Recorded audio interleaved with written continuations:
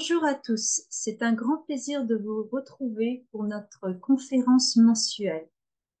Avant de commencer, quelques mots pour présenter notre association.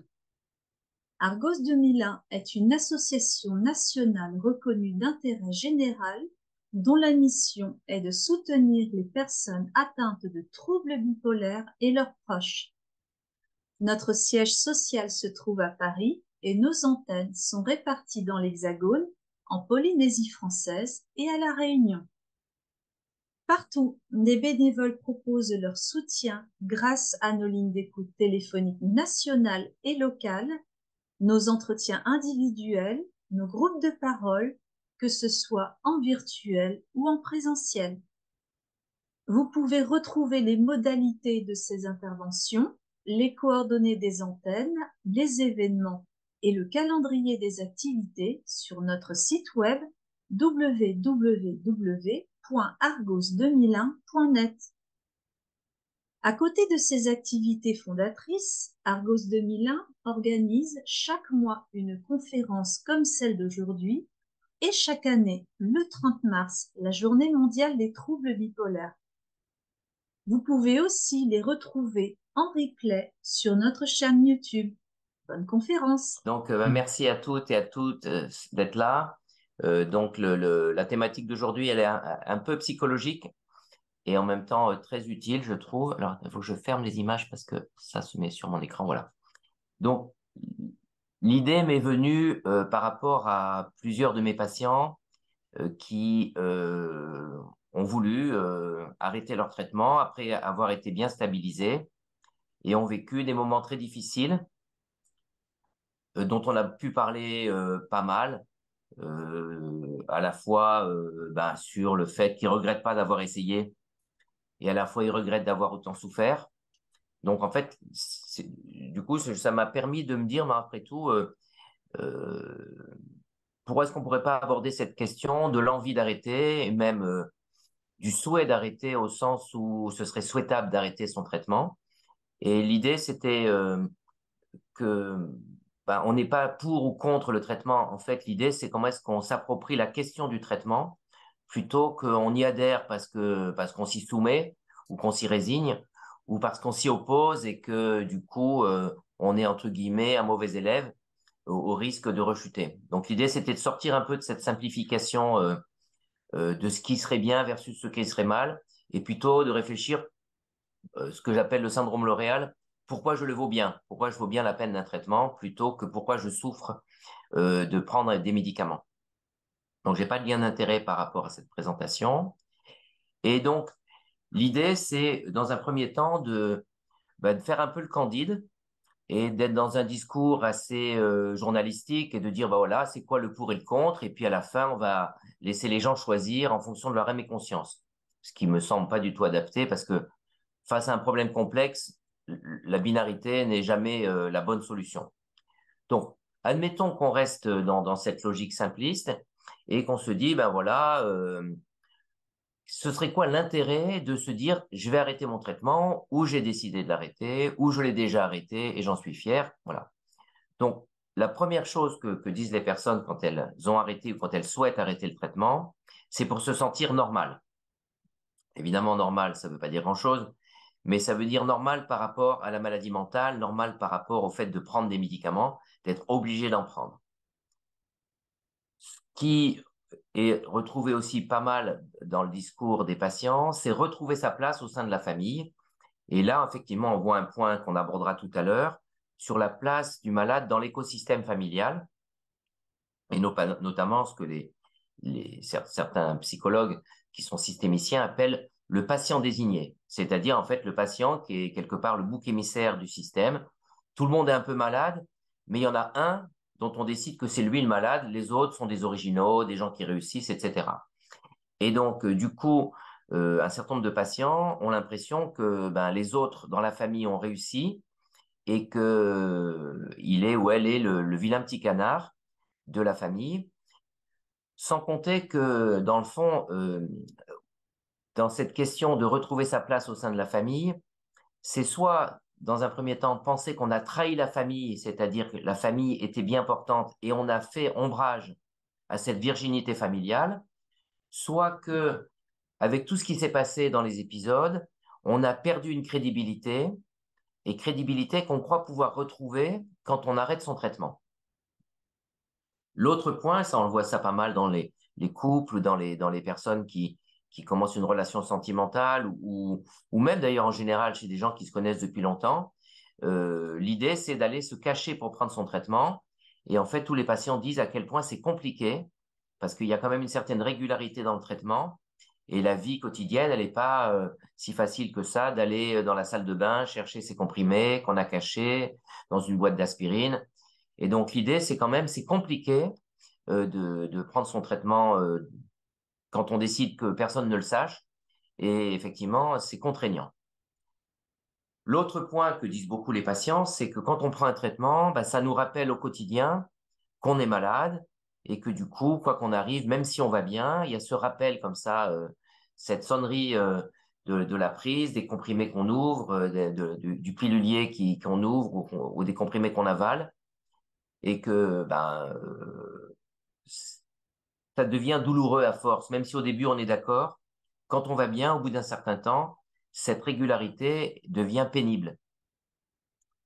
Le point, évidemment, tout à fait légitime et compréhensible, c'est de supporter les effets secondaires, le poids, la fatigue, le, l'hypersomnie ou au contraire l'insomnie, toutes les difficultés de tremblement, enfin tous les effets secondaires qu'on connaît, et que du coup, le patient a l'impression que ben, on minimise en tant que soignant, nous, les effets secondaires et que pour le patient, ben, c'est quand même une punition chaque jour de se dire, je prends un médicament qui me fait grossir, un médicament qui me fait trembler, un médicament qui me ralentit, un médicament qui m'empêche de faire certaines choses ou qui me donne des effets secondaires comme une hypothyroïdie.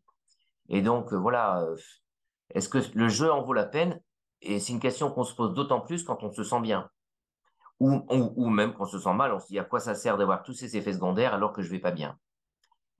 Et puis globalement, il y a quand même l'idée, quand on désire arrêter, c'est de gérer sa vie comme on l'entend et pas comme notre cerveau nous l'oblige ou comme la médecine nous l'oblige ou comme l'hôpital nous l'oblige.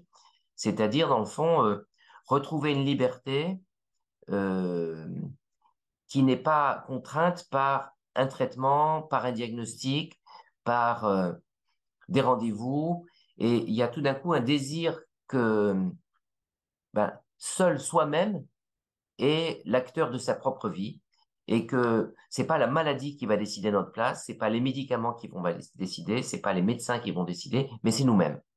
Donc il y a un désir de réappropriation d'une autodétermination, on pourrait dire. Le contre, eh ben, comme beaucoup de personnes l'ont expérimenté, très souvent, l'arrêt du traitement, mais pas toujours, hein, mais très souvent, le traitement arrêté conduit à des rechutes et les rechutes sont douloureuses. Et ça, je pense que c'est un point très important.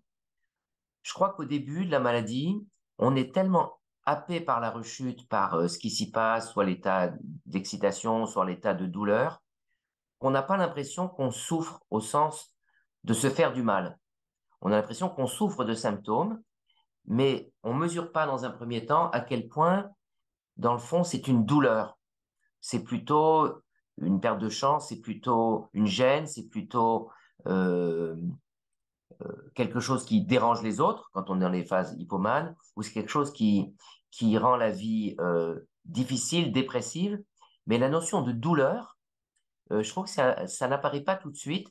Et j'ai pu observer ça chez des patients douloureux pour d'autres pathologies qui, dans un premier temps, ben, sont tellement absorbés par les ganglions, la mammectomie qu'ils ont eue, différentes choses, que, bon, la douleur est là, mais la douleur n'est pas associée à la souffrance.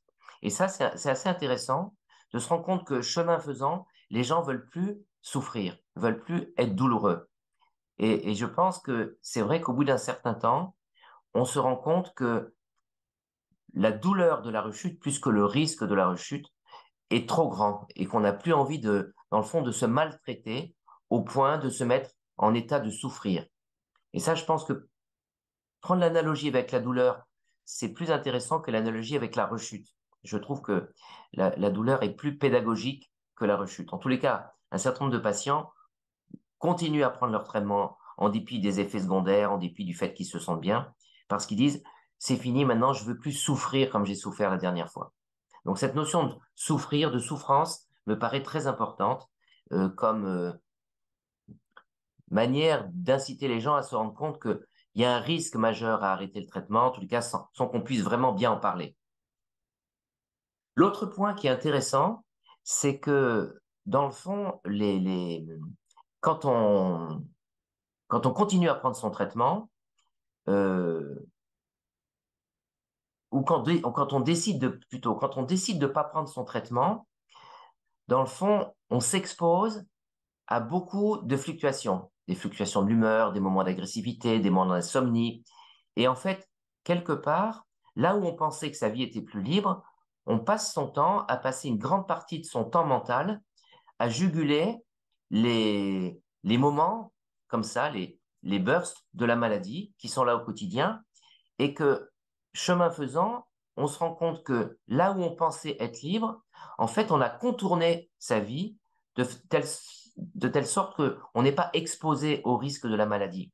Par exemple, on décide de ne pas partir en voyage quand on n'a pas prévu les choses, ou on décide de ne pas veiller, ou on a toute une série de choses qu'on fait parce qu'on a peur que, ce faisant, on rechute. Et donc, souvent, je vois avec mes patients comment, alors qu'ils croient être libres, en fait, ils se sont accoutumés à l'idée qu'ils pouvaient rechuter, et donc ils se sont interdits toute une série de choses, tomber amoureux, changer de job, déménager, choses qui sont à risque, savent-ils, par rapport à la maladie, et qui s'interdisent sans s'en rendre compte. Et ça, je pense que beaucoup de patients qui ont décidé d'arrêter ou ont pris des traitements trop faibles contraignent énormément leur journée pour ne pas être soumis à des stress intenses, pour éviter les émotions trop fortes. Et je pense que là, il y a, en termes de degré de liberté, eh ben, il y a plutôt un ajustement excessif qui progressivement contraint trop la personne, je trouve. L'autre point, c'est que effectivement, à force de rechuter, eh ben, on fragilise les gens qui nous aiment et les gens qui nous soutiennent, puisque même, ben, ils sont violentés par les rechutes, ils sont découragés, et il y a une espèce de perte de confiance qui s'installe par rapport au fait que, ben, et si la personne n'était pas si fiable que ça? Et on le voit souvent, moi je m'occupe beaucoup d'adolescents et de sujets jeunes, les parents ils supportent mal une rechute chez leur enfant parce qu'ils s'étaient accoutumés à l'idée que maintenant il était à nouveau fiable. Et puis, ben voilà, de chemin en chemin, tout d'un coup, ben, il n'y a plus d'espoir, il y a plus d'intérêt. Et la rechute vient fragiliser beaucoup le soutien des proches dont on a besoin. Et puis l'autre point, c'est qu'à force de penser qu'on n'est pas malade et qu'on n'a pas besoin de traitement, eh ben, quelque part, le fait d'être malade, on n'a jamais le temps d'y penser, parce qu'on est quand même malade. Même si on pense qu'on n'a pas besoin de médicaments, il faut quand même qu'on réfléchisse à la fragilité qui est la nôtre. Et je pense que souvent, les discussions qu'on a avec les patients pour argumenter pourquoi il faut prendre le traitement, pourquoi il ne faut pas le prendre, c'est une manière, dans le fond, d'éviter de réfléchir, au bout du compte, elle est faite comment cette maladie, et elle est faite comment ma maladie, la mienne. Et qu'est-ce que ça m'évoque pour moi? Et je pense que la question du traitement est une manière, dans le fond, de ne pas réfléchir à la question, qu'est-ce que ça veut dire d'être malade? Qu'est-ce que ça veut dire que ça m'est arrivé à moi? Qu'est-ce que ça m'apporte et en quoi ça me gêne? Quel est mon projet de vie?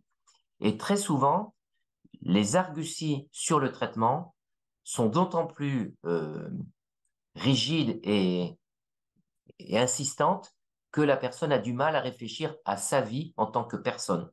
Personne qui souffre d'une maladie, mais qui ne se résume pas à cette maladie. Et je trouve que cette question du pour et du contre, elle vient souvent, dans le fond, éluder la question de à quoi ça va servir d'aller mieux. Donc voilà un peu la première diapo qui peut entraîner un premier débat, première discussion, puisqu'après je vais passer à d'autres thématiques. Merci beaucoup, monsieur. C'est une façon d'envisager les choses tout à fait originale et ça fait beaucoup de bien. Alors, on a une première Alors, il y a Martial Dubreuil qui dit, est-ce qu'on peut poser des questions? Oui, on peut. Quid des effets nocifs à long terme des molécules suivantes? On va donc arriver plus sur les médicaments, vous voyez? D'accord. Les clozapines sur les organes suivants. Bon, ça, je pense qu'on pourra peut-être en reparler tout à l'heure. Oui, Je pense que les gens ont été un petit peu surpris, comme bien heureusement surpris de votre abord de la question. Et je pense qu'on peut peut-être continuer maintenant et on posera les questions ensuite. d'accord. De toute façon, on peut s'interrompre quand on veut, hein, il n'y a pas de, il Oui, y a bien pas de sûr, règle. entendu. Vous pouvez poser des questions, hein, les autres. Alors, le corollaire de ce que je viens de vous dire, c'est dans le fond se poser la question un peu naïve. Je dis souvent à mes patients, imaginons qu'un martien arrive sur Terre, il n'a pas nos codes de pensée, mais il est factuel. Et il se dit, mais bon, comment ça se fait que des personnes qui ont rechuté à plusieurs reprises, qui ont souffert des rechutes, disent qu'ils veulent arrêter leur traitement? Voilà, c'est la question que pose le martien. Lui, il comprend pas très très bien. Il voit des gens qui tombent malades, des gens qui vont mieux parce qu'ils prennent un traitement. Et qu'est-ce qu'il constate? Que malgré tout, un grand nombre de personnes veulent arrêter. Donc, qu'est-ce qui va se poser la question, le martien? Ben, il va nous poser la question, vous les êtres humains, comment vous faites pour expliquer cette bizarrerie?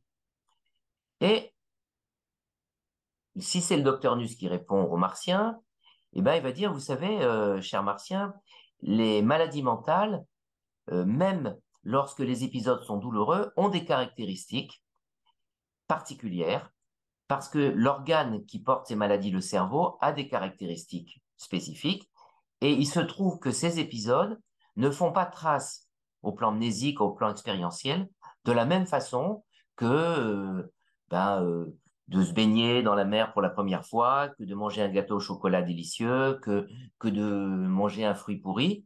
Dans le fond, on va s'en souvenir de ça, ou de tomber de cheval. Là, lorsque un épisode a lieu, un épisode soit maniaque, délirant, dépressif, anxieux chez un sujet, ben, le cerveau a des propriétés lors de cet épisode qui sont pas les mêmes que lorsqu'il va bien. Et donc, du coup, les réseaux neuronaux impliqués dans l'encodage mnésique de l'épisode négatif, eh ben, sont déficitaires, ou en tous les cas, suivent pas les mêmes règles. Et d'ailleurs, au point que beaucoup de patients, quand ils vont mieux, disent oui, je me souviens vaguement, je me souviens pas de tout, c'est un peu comme un brouillard. Or, quand on les a vus, bah, ils étaient extrêmement clairs, ils parlaient très clairement de ce qu'ils vivaient au cœur de l'épisode. Donc, ce qui veut dire que le vécu des épisodes dépressifs, maniaques, délirants ou pas, lors de la maladie, sont pas complètement en continuité avec la manière de penser sa vie quand on va bien. Et donc, du coup, la capacité à se souvenir et donc se remémorer cet épisode en disant non, plus jamais je veux revivre ça, et ça n'est pas si facile.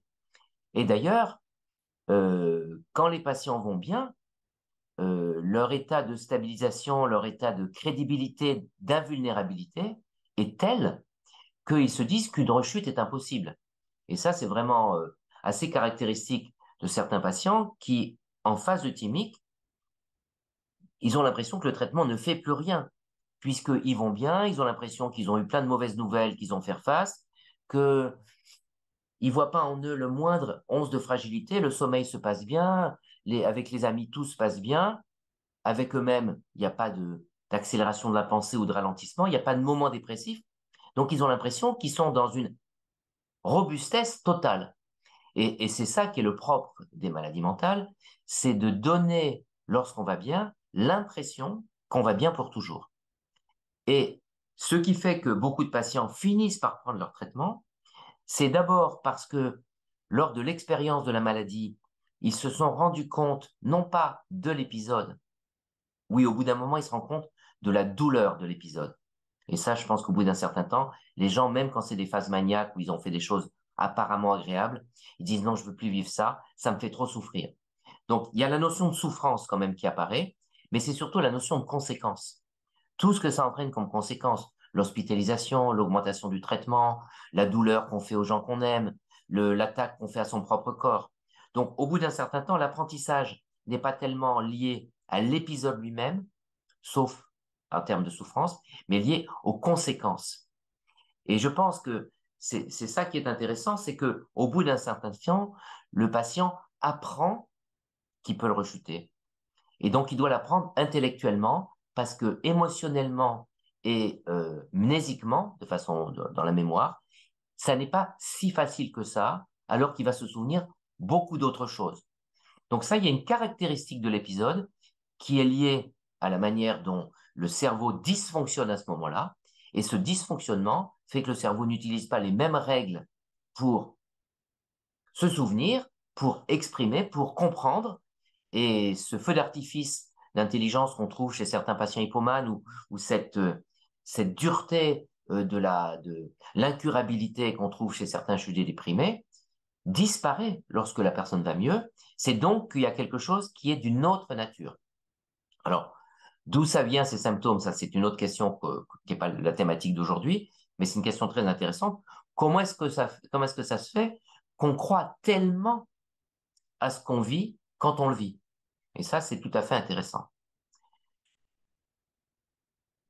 L'autre point que je trouve chez certains de mes patients, pour répondre aux martiens, je lui dis, oui, vous savez, les martiens, nous, les êtres humains, quand on a un mauvais souvenir, eh ben, on est bien content de l'oublier parce que on se dit, ben, je me concentre sur les bons souvenirs et je préfère oublier les mauvais.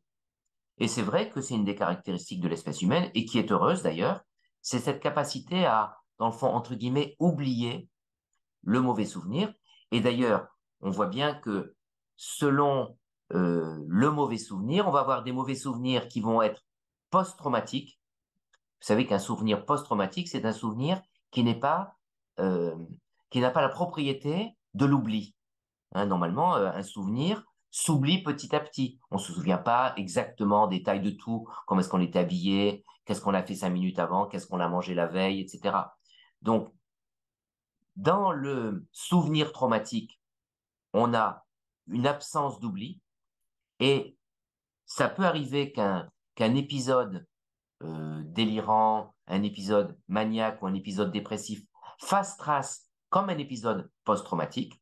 Et ça, on a certains patients qui ont des épisodes qui sont des traumas. Et donc, on a une clinique post-traumatique d'un épisode dépressif, une clinique post-traumatique d'un épisode maniaque. Donc ça, c'est un souvenir qui, lui, ne s'oublie pas. Et puis, les autres épisodes maniaques, délirants ou dépressifs qu'on a, eux, s'oublient dans une espèce de non, oui, oh bah ça, c'est du passé, je veux plus y penser. Donc, en fait, on a deux types d'oubli, je dirais, du malade. Il y a un oubli qui n'a pas lieu, c'est l'épisode thymique qui, lui, fait trauma, et l'épisode qui est un mauvais souvenir qu'on veut effacer. Donc, pour répondre aux martiens, oui, nous, les êtres humains, on aime bien ne pas se souvenir des choses désagréables qui ont lieu dans notre vie. Et puis, l'autre point qui est important, c'est que dans nos sociétés, la maladie mentale est indésirable. Et globalement, être malade, c'est être marqué du sceau de l'insuffisance. Hein, je suis quelqu'un qui n'est pas crédible, qui n'est pas fiable, qui n'est pas robuste, c'est-à-dire, dans le fond, pas quelqu'un qui, qui est estimable. Et du coup, l'idée de se dire qu'on a été malade, c'est quelque chose qui nous renvoie nous-mêmes à notre propre faiblesse. Faiblesse dont on parlera tout à l'heure, qui s'appelle l'autostigmatisation, c'est-à-dire les patients se plaignent beaucoup qui sont stigmatisés par les proches ou par la société, ce qui est tout à fait exact, mais parfois, et même souvent, nous-mêmes, nous nous auto-stigmatisons parce que nous nous reprochons d'être malades. Et donc, du coup, pour ne pas être confronté à ça, on préfère se dire, non, non, c'est rien, c'était qu'un mauvais mouvement. Moi, j'ai eu il n'y a pas longtemps une jeune femme qui a fait 2 épisodes hypomane, même un maniaque délirant, avec plutôt un état mixte, avec des états à la fois très, très angoissants, très mégalos, et en même temps très effrayants dans l'expérience qu'elle avait. Cette jeune femme s'est dit, ben moi, je vais préparer des études supérieures. Elle s'est dit, mais moi, si je m'inscris à la fac en pensant que je suis malade, ça sert à rien. Donc, elle m'a dit qu'elle s'était annulée cette partie de sa vie pour s'autoriser à s'inscrire à la faculté. Et ça, je trouve que c'est très intéressant, cette espèce de manière de faire une clairière dans sa vie où quelque part, ben, on n'est pas en continuité avec soi, c'est pas grave, c'est un état qui n'est pas du nous. Et ça, je pense que c'est assez intéressant de voir comment est-ce qu'on s'arrange en fait. Et c'est ça qu'il faut expliquer aux Martiens. Nous, les êtres humains, on s'arrange avec le réel. Et quand ça marche pas, ben, on l'élimine. Et surtout, quand notre cerveau, dans le fond, lorsqu'il vit ces épisodes, n'a pas les mêmes capacités que lorsqu'il va bien.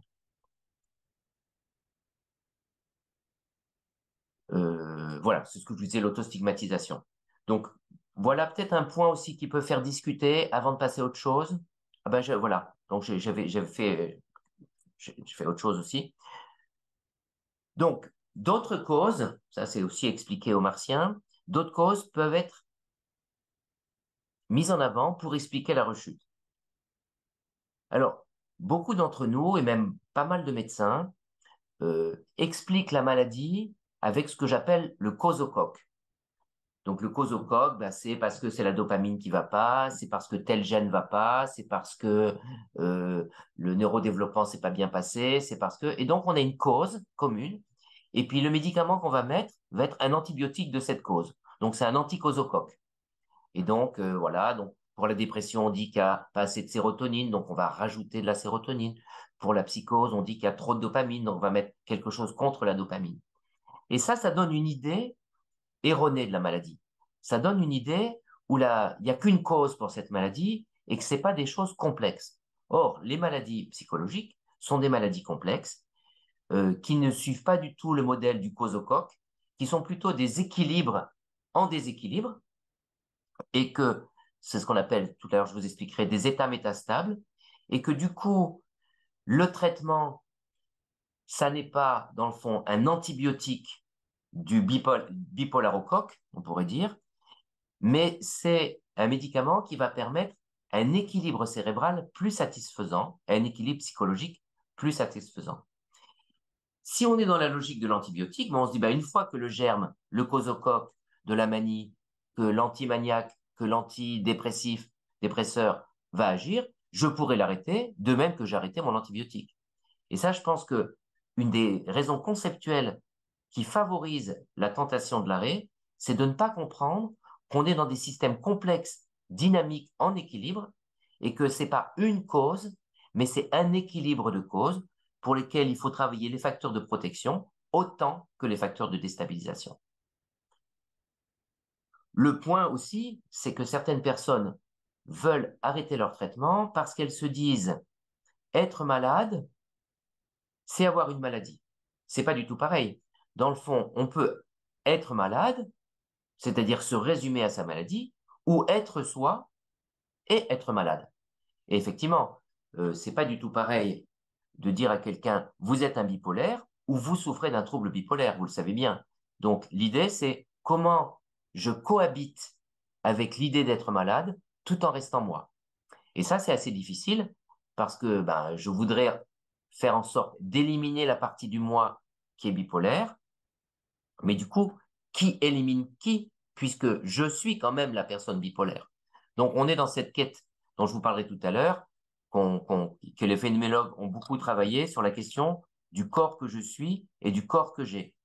Et là, est-ce que je suis bipolaire ou est-ce que j'ai une bipolarité? Et donc cette question, justement, comment faire cohabiter être et avoir, c'est une question qui nécessite un travail psychothérapeutique, qui n'est pas escamoté du tout, enfin qui ne peut pas avoir lieu si on est dans la question du pour et du contre du traitement. Et puis l'autre point, qui est un point plus rare, mais qu'on retrouve quand même de temps en temps, c'est dans la maladie bipolaire, cette fois-ci, pas trouver le causocoque, mais trouver l'agresseur. Et donc l'agresseur, ça peut être un parent, ça peut être une situation de vie. Évidemment, les événements de vie sont extrêmement importants en termes de déclenchement.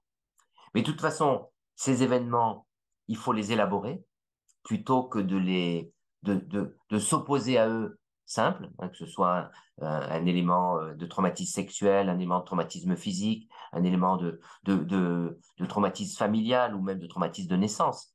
Donc, on a effectivement des éléments traumatiques plus fréquemment retrouvés chez les patients bipolaires que dans les autres populations de la population générale. En revanche, se considérer comme victime toute sa vie et avoir le prix de cette, de cette agression d'être bipolaire fait qu'on ne pourra jamais apprivoiser la bipolarité. Et donc, je pense que, de même que moi qui me suis occupé des patients du Bataclan, ce que je leur expliquais, c'est qu'ils n'étaient pas victimes des agresseurs, mais ils devaient devenir blessés de la vie. C'est-à-dire, une victime, on y reste toute sa vie et ça nous définit. Tandis qu'être blessé, c'est être nous avec une cicatrice.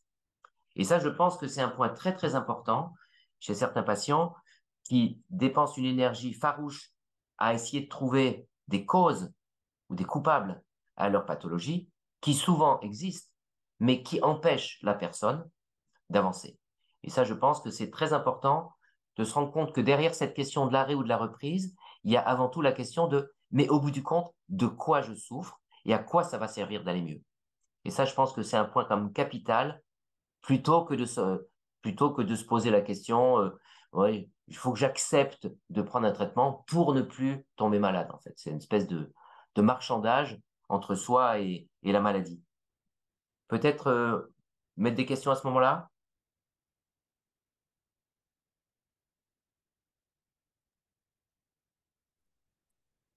Oui, moi j'ai une question de Marie-Pierre qui dit qu'elle est mère d'une fille adulte souffrant de troubles bipolaires et elle se demande parfois si elle a arrêté son traitement ou qu'elle a l'impression d'être à deux doigts de le faire. Donc, quelle attitude avoir dans ce cas, en parler avec elle, quoi lui dire, faire Ouais. quelque chose, quoi faire, ou au contraire ne rien dire, ne rien faire?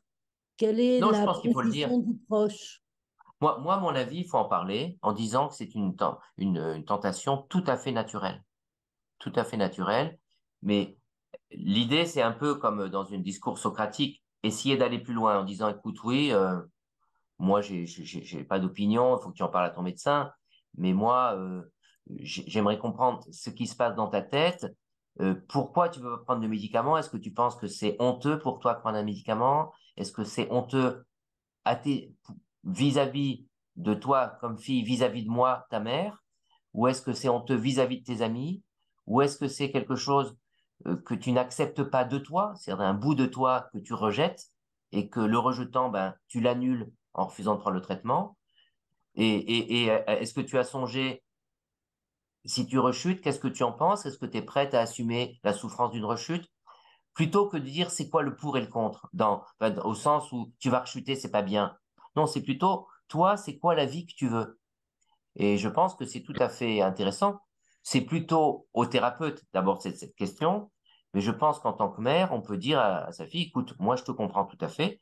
Peut-être qu'à ta place, je voudrais faire pareil, mais il me semble que c'est pas si simple. C'est pas si simple et que quelque part tu as allé mieux grâce à ton traitement. Bon, bah, peut-être il faut que tu considères la question avec plus de nuances plutôt que d'être radical. Je veux pas. Et je pense que beaucoup de patients ont l'impression d'avoir été dépossédés par la maladie et ils veulent avoir l'impression de reposséder leur existence en décidant d'arrêter, comme si c'était l'espace ultime de la liberté. Mhm. Merci. Merci. Merci. Alors, il y a J'ai d'autres une question. proches. Attends, juste, il y a d'autres proches qui me posent effectivement cette question, comment accompagner une personne qui arrête son traitement? Euh, il me semble, et puis il y a une autre, Sylvie, ça c'était Aline, et Aline qui dit, il me semble impossible d'aborder la question du traitement, n'est-ce pas seulement un questionnement avec les soignants et la personne ayant la pathologie? Voilà, donc c'est un petit peu la même. Oui, disons que c'est compliqué. Soit on dit qu'il faut déstigmatiser la maladie et il faut pouvoir en parler. Soit on dit, ben non, c'est que de l'ordre de l'intime, c'est que de l'ordre du psychologique, c'est que de l'ordre du psychiatrique. Je pense que tout existe. Moi, j'ai des familles dans lesquelles ça circule très bien, les gens se parlent. Oui, moi j'ai fait ça, ça m'a fait ci, ah bon, pourquoi, etc. et d'autres familles où c'est l'espace de la psychiatrie, c'est l'espace complètement privé du patient et de son thérapeute. Moi, je crois qu'il n'y a pas de règle. Je pense que c'est surtout qu'est-ce qu'on veut pour soi et qu'est-ce qui nous va. Et je pense que c'est surtout ça qui est important quand on est tombé malade, c'est revenir à la question qu'est-ce qui me convient, c'est quoi ce que je souhaite. Et ça, je pense que se réapproprier une liberté de pensée qui ne s'écrit pas par le fait que je refuse le traitement comme liberté de penser. Peut-être que à la fin, ça conduit à l'arrêt du traitement, mais c'est pas le primum movens. C'est une conclusion d'une réflexion sur soi. Donc, moi, je pense que c'est pas mal chez quelqu'un qui a arrêté son traitement d'être sensible et de lui faire part de ce qu'on appelle les symptômes sentinelles, une insomnie, une irritabilité un peu plus grande, une perte de motivation. Ça dépend de chaque personne. Et donc, souvent, avec mes patients qui arrêtent, j'essaie d'identifier avec eux et avec leurs proches quels sont les signes qui, d'après eux, euh, font qu'ils se disent, ah oui, là, il y a peut-être un petit risque. Souvent, c'est le sommeil. Souvent, c'est le pessimisme. Souvent, c'est l'agressivité. Souvent, c'est l'impatience. Ils supportent plus rien. Ou l'indécision. Voilà, donc l'idée, c'est à l'occasion de ces symptômes sentinelles qu'on identifie ensemble, eh ben, l'idée, c'est on décide de s'appeler à ce moment-là. Voilà, l'idée, c'est pas d'aller contre en disant c'est pas bien, je veux rien savoir, si tu rechutes, tu rechutes. Non, non, c'est avant de rechuter, il y a des prodromes. Et les prodromes, chacun les connaît plus ou moins. Le problème, c'est qu'ils vont tellement vite qu'on a du mal à se rendre compte. Mais quand même, au bout d'un certain temps, les gens me disent, je me suis rendu compte le week-end dernier, dimanche soir, j'avais la peur au ventre pour reprendre mon boulot. Je me dis, ah, c'est peut-être que je recommence une dépression. Donc les gens se connaissent en fait en vrai quand on leur demande avec finesse. Émilie? Oui, il y a Alice qui pose une question qui va un peu dans le sens de ce que vous dites, qui dit, n'est-il pas possible d'apprendre aux patients, par de la psychoéducation par exemple, que les rechutes sont possibles, même s'ils ne le ressentent pas eux-mêmes? Oui, disons que c'est vrai, ça c'est tout à fait exact. L'idée, c'est de dire qu'on a des symptômes qui peuvent exister dans la vie normale, être irrité, pas bien dormir, mais que chez un bipolaire, ce symptôme qui peut exister dans la vie normale a plus de poids. Voilà, donc du coup, on doit être plus vigilant. Peut-être qu'il s'agit simplement d'une insomnie passagère qu'on a parce que, comme n'importe qui, peut avoir un mauvais sommeil. Mais en tous les cas, on doit redoubler de vigilance quand ce type de symptômes qui peuvent arriver à tout le monde arrive à une personne qui souffre de troubles bipolaires.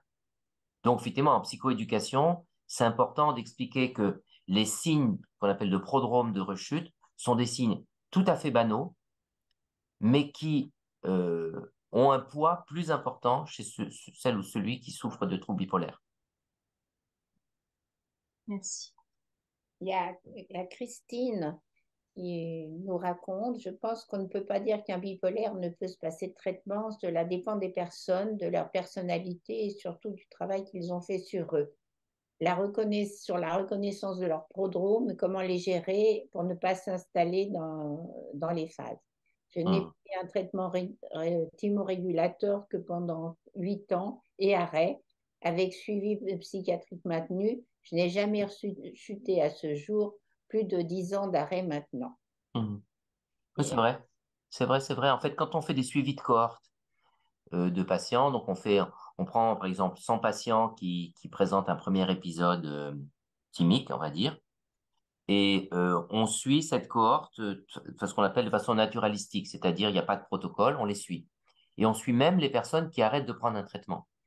Et en fait, il y a un certain nombre de personnes qui ne vont pas rechuter, qui font un épisode et qui vont pas rechuter. Il y a un certain nombre de personnes qui sont bien stabilisées par un traitement et qui, à l'issue de ce traitement, peuvent arrêter de prendre le traitement. Mais globalement, malheureusement, 80% de ces personnes, des 100 personnes initiales, vont avoir besoin d'un traitement et vont avoir des rechutes. Donc, bien sûr, on est face à des maladies très hétérogènes et il y a des personnes qui font essentiellement des dépressions, il y a des personnes qui font essentiellement des manies ou des hypomanies, il y a des personnes qui ont plutôt des éléments de type caractériel. Et on appelle ça bipolaire ou d'entendre des voix ou d'avoir un délire. Mais en réalité, c'est des maladies hétérogènes. Donc en fait, le travail psychologique est toujours toujours indispensable, même quand la maladie va rechuter et qu'il faut un traitement. Le traitement n'est pas une antinomie par rapport à la psychologie. Psychologie et pharmacothérapie, pour moi, sont du même côté. C'est pas l'un à la place de l'autre. Et on a beau faire un travail psychologique, moi j'ai certains de mes patients qui sont des grands intellectuels, extrêmement ouverts sur la vie, sur eux-mêmes, qui ont fait un travail magnifique sur leur histoire, sur le sens des choses. Quand ils prennent pas leur traitement, ils savent très bien qu'ils vont aller mal. Et d'autres personnes qui n'ont pas fait tellement fait de travail psychologique sur eux, mais qui n'ont pas une forme agressive de la pathologie. C'est un peu comme un cancer, hein. Il y a des cancers qui se soignent très facilement. Et eux, ben, même sans travail psychologique, bon an, mal an, ils prennent un petit truc de temps en temps, et puis ça va bien. Donc, évidemment, c'est le propre de la médecine de vouloir généraliser un trouble qui est hétérogène. Et voilà, donc, moi, je pense que chacun doit être au meilleur de lui-même. S'il pense qu'il peut s'arrêter de traitement, qu'un travail psychologique est bien, et en tous les cas, ce qui est très bien je crois que c'est Sylvie, elle a continué son suivi et le thérapeute était très bien puisqu'il n'a pas dit, mais écoutez, ça sert à rien qu'on se voit s'il n'y a pas de médicaments. Donc ça, c'est tout à fait, c'est judicieux. Le traitement n'est qu'une partie du traitement, de la enfin, la pharmacopée n'est qu'une partie du traitement. Et donc, oui, on peut pas dire qu'on peut conseiller ça à tout le monde parce que c'est certaines personnes, dès qu'on baisse le traitement, la rechute est immédiate et violente. Donc, c'est une perte de chance. Donc, voilà, l'idée, c'est d'éviter un discours trop simplificateur parce que ça fait des pertes de chance. Ceux qui peuvent s'en passer, ben, ils essayent et puis accompagnés, ils peuvent y arriver. Et puis ceux qui peuvent pas, ben, ils peuvent pas. Ils sont pas moins bien, moins forts, moins psychologues, moins profonds que les autres. Simplement, ils ont une maladie qui est différente. Il ne faut pas faire de stigmatisation au sein de la pathologie, entre guillemets, les bons qui font un travail psychologique et les mauvais qui font pas de travail psychologique. Je pense que c'est des maladies hétérogènes où, dans le fond, je trouve que les patients font énormément d'efforts parce que être bipolaire, c'est extrêmement exigeant à chaque seconde. Donc, je pense que tout le monde, même s'il n'est pas très psychologue, fait beaucoup d'efforts pour vivre avec la maladie. Monsieur Nus, permettez-moi, on me suggère que vous cadriez mieux votre visage pour qu'on voit mieux vos Eh ben, expressions. je me vois pas, donc il faut que... Là, encore un petit peu. Voilà. Alors, je me baisse un peu, Là, j'essaie de me voir, je parfait, vous vois vous. parfait, c'est parfait. Là, Voilà. c'est bien. Parce que c'est Excusez-moi, vrai parce que j'avais coupé le truc, donc je parlais. Vous avez raison, oui. Je me recadre, voilà. Ça va là? c'est Oui, parfait. c'est très bien. Merci. Impeccable. Donc, j'essaie de plus bouger. On va savoir- Merci. Alors, c'est quoi la diapo d'après? Alors, qu'est-ce que j'ai voulu dire par ça? Oui, l'idée, malgré tout, c'est d'être malade, et ben, c'est quand même pas facile, surtout d'une maladie mentale. Et je pense que la question du stigmate et la question de la stigmatisation, c'est pas quelque chose qu'il faut éluder, même si c'est pas quelque chose qu'il faut euh, simplifier. Hein, vous avez compris que j'aime pas trop la simplification. Donc, effectivement, quand on souffre d'une pathologie mentale, on présente des caractéristiques souvent invisibles, et les patients me disent, mais moi, au moins, si j'avais une jambe dans le plâtre, si j'avais une image à la radio, on comprendrait que je suis malade. Donc, une caractéristique d'invisibilité. Et c'est quelque chose qui est invisible et qui pourtant nous rend différents des autres. Et cette invisibilité, en fait, est associée à un discrédit de la part du groupe social. C'est pas hyper classe d'être malade, même si certaines personnes peuvent se targuer, dire moi, je suis un créatif, je suis un bipolaire. Oui, mais c'est pas le bipolaire qui est obligé d'être hospitalisé, de prendre des traitements lourds, etc. Et globalement, je pense que être malade, notamment d'une maladie mentale, mais c'est vrai pour l'ensemble des maladies, il y a un vécu quand même de honte, de culpabilité, une espèce de modèle dans lequel on s'excuse de la maladie qu'on n'a pourtant pas choisie et dont on est dépositaire.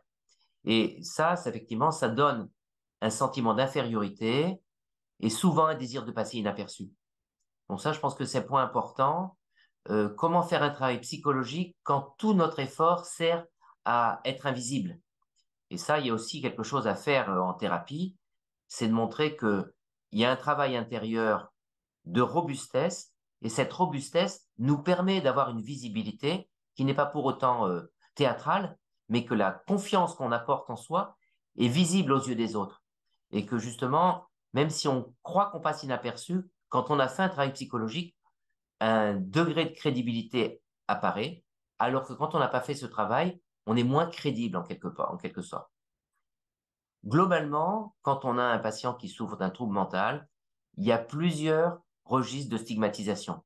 Parfois, c'est un registre de stigmatisation migratoire, ethnique, religieux, sexuel, de milieu socio-culturel, et que moi qui ai la chance de travailler dans le service public, je me rends compte que tous les milieux peuvent être l'occasion d'une stigmatisation, du plus élevé au plan socio-culturel au plus inférieur. Quand on veut stigmatiser quelqu'un, tout est possible. Donc, on critique quelqu'un qui a un haut niveau, justement en raison du fait qu'il est né avec une cuillère d'or dans la bouche.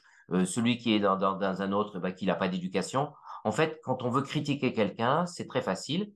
Et quand on a une fragilité bipolaire, plus fréquemment que voudrait le hasard, on rencontre des situations de vie plus traumatisantes, plus difficiles, plus stigmatisantes, notamment l'alcool, notamment le rapport à la justice, notamment le rapport à la prostitution.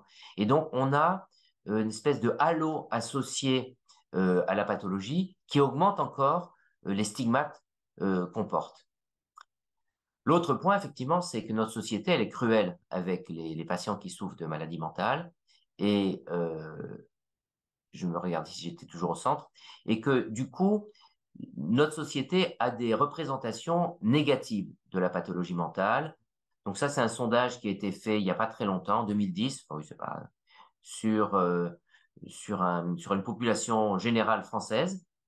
Et donc, on demandait aux gens à quoi vous associez la maladie mentale. C'était associé à l'irresponsabilité, à l'imprévisibilité, à quelqu'un d'associable, de violent, de dangereux, d'incurable. Donc, c'est quand même pas très réjouissant. Quelqu'un qui souffre d'un défaut moral, de paresse, d'absence de courage, de personnalité faible.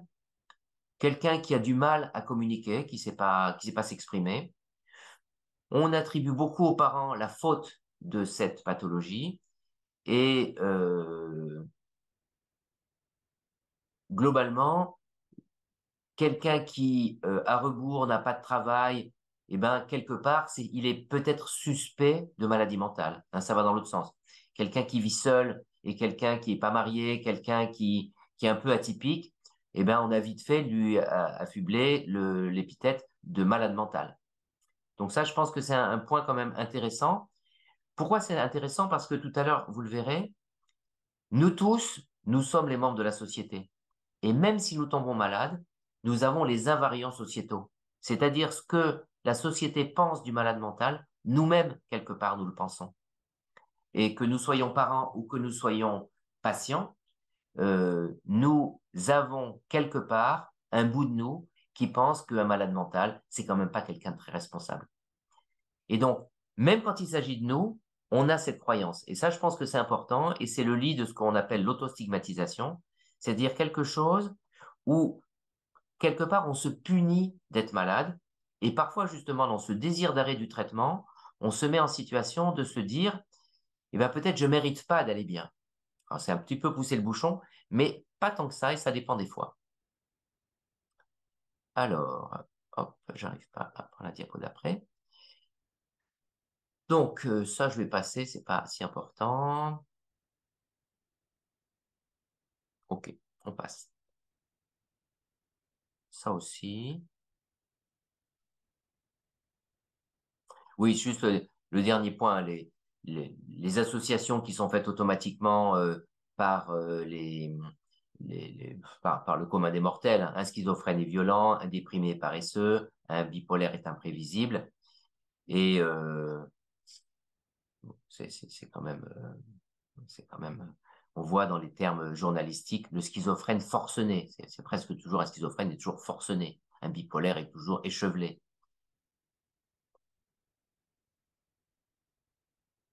Alors, ce que je vous disais sur l'autostigmatisation auquel moi j'attache beaucoup d'importance, parce que beaucoup de mes patients, notamment quand ils se plaignent de ne pas être connus, comment ça se passe à leur travail, par rapport à leur traitement, leur poids, etc., j'essaie de travailler eux-mêmes sur, dans le fond, si vous n'étiez pas malade, quel regard vous porteriez sur vous?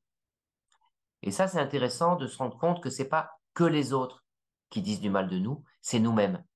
Et nous-mêmes, on est avec nous-mêmes souvent plus cruels que ne sont les autres, parce que les autres, ils n'ont pas que ça à faire s'occuper de nous. Et que nous, on a que ça à faire s'occuper de nous.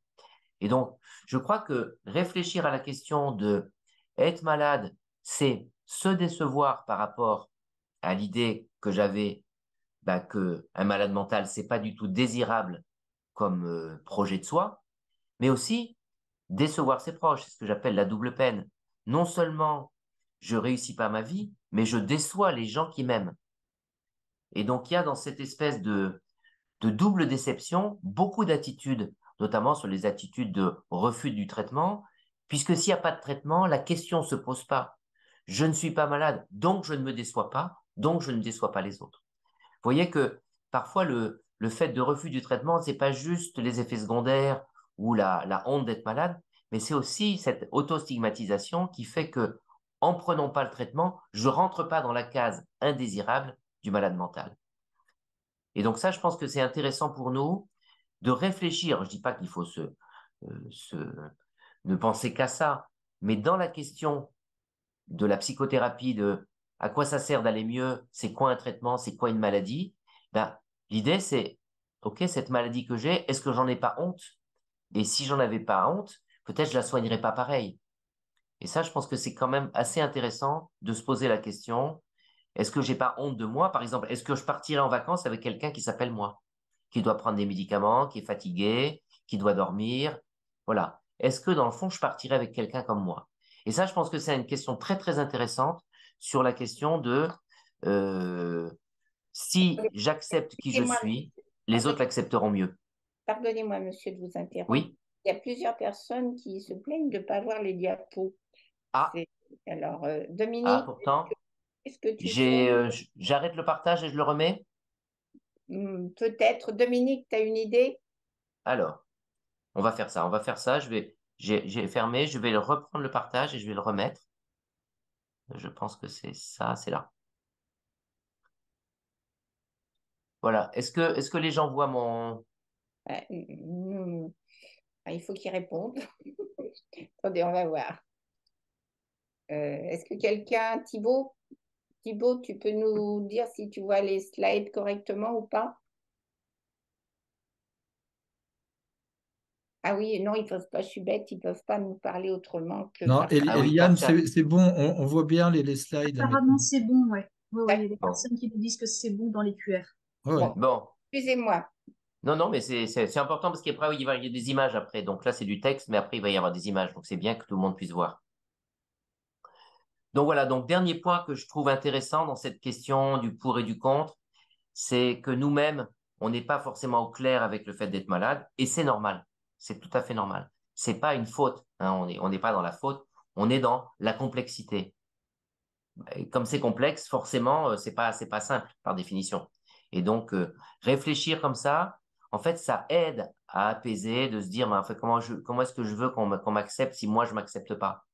Hein, c'est parfois aussi bête que ça. Et pourquoi soigner une maladie que j'exècre parce que je m'exècre de l'avoir? Hein, donc, il y a tout un pacte d'alliance à faire avec soi, avec le traitement. Et ça, je pense que c'est très, très important d'aller dans l'alliance, dans le compagnonnage avec soi-même. Donc, prenons un peu de recul, si c'est possible. Hein, je sais que c'est pas facile, mais on est là pour ça, donc normalement, on va y aller. Donc, première réflexion, il y a deux réflexions que je vais faire. Une première réflexion sur le rapport, on l'a vu tout à l'heure, nous-mêmes et notre corps. On pourrait dire que nous-mêmes et notre corps, on établit un lien de complicité. Ça, c'est une réflexion phénoménologique qui a été beaucoup développée par Merleau-Ponty et qui dit, quand on parle de notre corps, que notre corps est un objet du monde, mais cet objet a une caractéristique qu'il est éprouvé. Donc le corps, c'est à la fois ce que l'on a, hein, notre corps anatomique, notre cerveau, notamment en l'occurrence pour notre maladie, et notre corps, il est en train de changer tout le temps, puisque entre le moment où j'ai commencé cette discussion avec vous et maintenant, plus rien de mon corps n'est identique. Je ne reviendrai jamais dans l'état cellulaire et même dans l'état psychologique que j'avais quand j'ai commencé cette discussion. Donc ça veut dire que le corps que j'ai a un coefficient de prétérition, c'est-à-dire qu'au fur et à mesure que le temps passe, eh ben, il change. et plus jamais il ne revient à l'espace d'avant. Et donc, je suis dans le fond mon corps parce que j'ai un corps qui tout le temps change, mais qui tout le temps demeure. Et donc, je suis dans une représentation, dans le fond, successive de moi. Moi, tout à l'heure, m'asseyant sur ma table, et moi, maintenant, assis en discutant avec vous, je suis le même, mais anatomiquement, j'ai fondamentalement changé. Et donc, depuis que j'ai commencé cette discussion avec vous, j'ai une infinité de corps qui se sont succédés, et cette figuration temporaire successive, c'est ce qu'on appelle le corps contigu.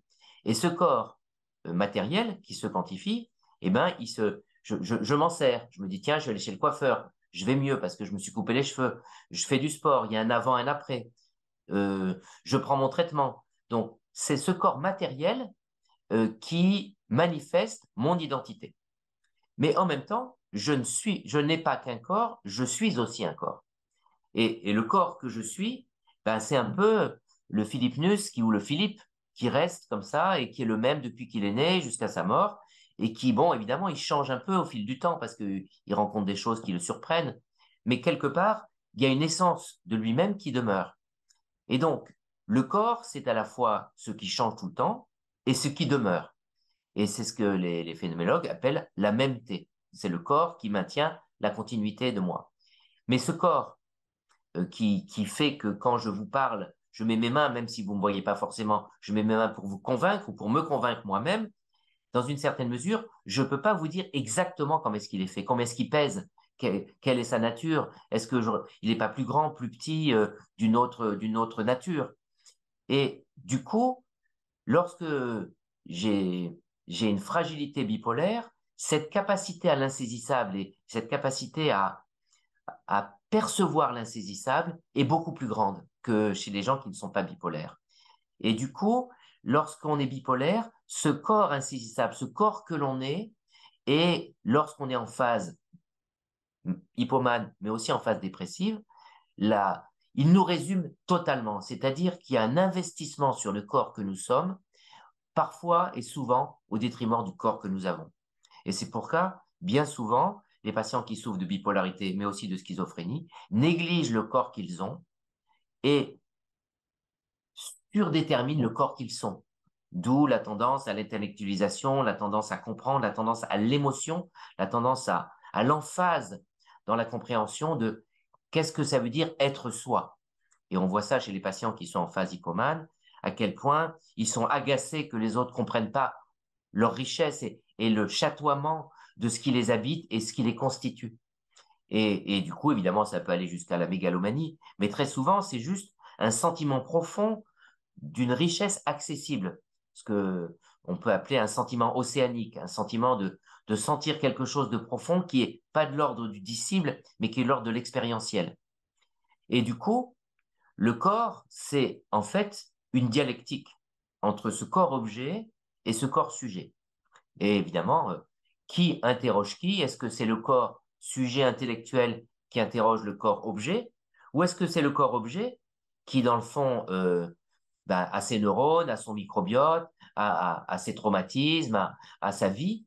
Et comment ce corps, dans le fond, il se dit, oui, mais c'est toi qui abrites un cerveau cellulaire qui te donne l'impression et qui donne la sensation d'être toi. Donc, en fait, qui est prioritaire, hein? C'est un peu comme une pièce de monnaie. Est-ce qu'on peut faire une pièce de monnaie qui n'aurait qu'une seule face? Donc, le corps, c'est exactement pareil pour nous, et il en va de même pour la maladie. Dans une certaine mesure, le corps que j'ai, c'est le corps anatomique qui me constitue, et c'est le corps à partir duquel la maladie peut se développer. Même si effectivement, ce corps que j'ai, eh ben, il est habité depuis que je suis petit par un corps sujet, et ce corps sujet, ben, il est euh, un peu contraint par le corps que j'ai. Si mon corps est fatigué, si mon corps n'est jamais fatigué, si mon corps perçoit plus de choses, si mon corps perçoit des hallucinations, si mon corps fait des associations très riches, ça, évidemment, constitue une essence de moi. Et en même temps, si je fais un travail sur moi-même, si je réfléchis à qui je suis, si je prends un peu du temps à réfléchir à quoi ça va servir d'aller mieux, eh ben, je peux tout à fait apaiser le corps que j'ai. Donc, cette dialectique du corps que j'ai et que je suis, elle était un peu malmenée par l'esprit sur la matière. Je pense que dans la question du corps, l'esprit et la matière sont indissociables. Et je pense que dans la question de la bipolarité et dans la question du traitement, est-ce que je dois l'arrêter, je dois pas l'arrêter? Est-ce que c'est le corps sujet qui décide que j'ai pas besoin de médicaments parce que j'ai compris ma maladie? Ou est-ce que c'est le corps objet qui dit, bah, de toute façon, tu peux faire ce que tu veux, moi je vais rechuter parce que mes neurones vont rechuter? Bah, c'est ce dialogue entre ces deux corps, c'est-à-dire moi comme personne et moi comme malade, qui fait que le dialogue fait que je peux répondre à la question comment le traitement que je prends me ressemble ou me ressemble pas et comment il va me permettre de me ressembler davantage. Donc je pense que là, c'est un point très important et pour essayer de vous aider un peu dans cette réflexion, j'ai pris une publication récente que j'arrive plus à faire bouger, voilà, qui fait appel à ce qu'on appelle, vous avez sûrement entendu parler avec Jocelyn et d'autres personnes, euh, qu'on appelle la connectivité. La connectivité, en fait, c'est la manière dont nos neurones communiquent les uns avec les autres. Et il y a globalement deux connectivités. Une que vous voyez là, je ne sais pas si vous voyez tous, c'est une connectivité qu'on appelle structurale. C'est-à-dire que ici, ce que vous voyez, c'est comme un buisson et toutes les branches du buisson qui partent vers l'extérieur et qui se croisent quand ça passe au milieu, on voit qu'elles communiquent avec un pan rouge, ça correspond aux neurones physiques qui constituent notre cerveau. Donc ici, vous avez toutes les ramifications du cerveau à partir des neurones physiques. Mais en réalité, ces neurones physiques ne communiquent pas que via ces autoroutes. Entre ces autoroutes, il y a des chemins de traverse qui sont des circuits électriques, qui sont des circuits gazeux, qui utilisent d'autres voies que ces voies neuronales pour faire en sorte que le cerveau s'active ou se désactive de façon fonctionnelle, c'est-à-dire non structurale. C'est-à-dire, par exemple, vous voyez dans le schéma qui apparaît que certaines zones deviennent rouges en même temps, puis arrêtent d'être rouges, d'autres deviennent bleues, etc. Or, il se trouve que ces régions qui sont rouges en même temps, ou qui s'éteignent en même temps, qui sont vertes en même temps, ou bleues en même temps, c'est des régions qui ne sont pas connectées forcément anatomiquement. Donc, c'est des régions qui vont être en communication, non pas anatomiquement, mais fonctionnellement. Et donc, ça, c'est important de se dire que notre cerveau physique a des connexions physiques neuronales et des connexions physiques aussi, mais pas de nature neuronale, avec des gaz, avec des courants électriques, avec des protéines, avec avec des graisses, par exemple des lipides, qui vont permettre à des régions qui ne sont pas connectées structurellement de s'activer et de se désactiver en même temps. Donc, ce qu'on observe dans ce que je vous ai montré, c'est que le cerveau a une espèce de respiration des différentes régions de ce cerveau, et ça s'appelle des oscillateurs. Donc, les oscillateurs, c'est toutes les régions du cerveau qui sont informées en même temps et qui s'activent et se désactivent en même temps, alors qu'elles ne sont pas forcément connectées anatomiquement les unes aux autres.